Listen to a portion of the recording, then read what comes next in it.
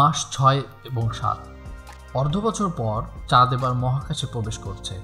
জিওসিনক্রোনাস অরবিটে অন্যান্য স্যাটেলাইটের মতো প্রতি 24 ঘন্টায় পৃথিবীকে প্রদক্ষিণ করছে।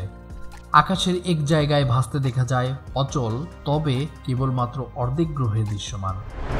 পৃথিবীর উপরে চাঁদের স্থির থাকার কারণে জোয়ারগুলো এক জায়গায় আটকে গেছে বলে মনে হচ্ছে। অর্ধেক পৃথিবী প্লাবিত হয়েছে, অর্ধেকের জল নিয়ে আপাত দৃষ্টিতে সমুদ্রে ফিরে গেছে বলে মনে হচ্ছে।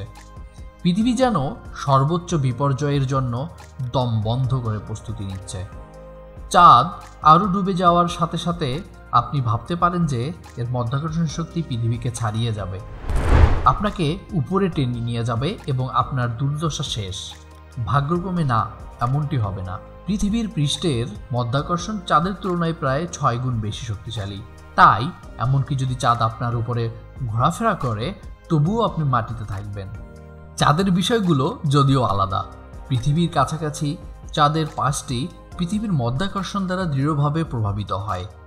তাই পরের কয়েক মাসের মধ্যে এটি পৃথিবীর দিকে প্রসারিত হতে শুরু করে, একটি ডিমের আকৃতি ধারণ করে, গভীর চন্দ্রকম্পনের সৃষ্টি করে এবং আকৃতি পরিবর্তন করে। যদিও এখন খুবই সামান্য পরিমাণ লক্ষ্য করা যাচ্ছে, কিন্তু কয়েক মাসের মধ্যে কয়েকশো কিলোমিটার বাড়বে। মাস 8 থেকে 11। এই মুহূর্তে পৃথিবী চরম দুর্দশায় পৌঁছে গেছে এবং আমরা ক্রাশের আগের মাসগুলিকে এক কথায় আমরা বলতে পারি যে প্রত্যেকে সত্যিই খারাপ সময় পার করেছে। পৃথিবীর উপর দিয়ে বয়ে চলা জোয়ারের গতি কমে বিপরীত দিকে চলতে শুরু করে, কারণ চাঁদ এখন পৃথিবীকে তার ঘূর্ণনের চেয়ে দ্রুত প্রদক্ষিণ করছে। পৃথিবী প্রচুর পরিমাণে ভূমিকম্প এবং আগ্নেয়গিরির অভিজ্ঞতা লাভ করেছে। বিপুল পরিমাণে ভলকানিক অ্যারোসলগুলি স্ট্র্যাটোস্ফিয়ার পর্যন্ত পৌঁছে যায়, যা সূর্যের আলোকে প্রতিফলিত করে মহাকাশে ফিরিয়ে দেওয়ার জন্য যথেষ্ট চকচকে।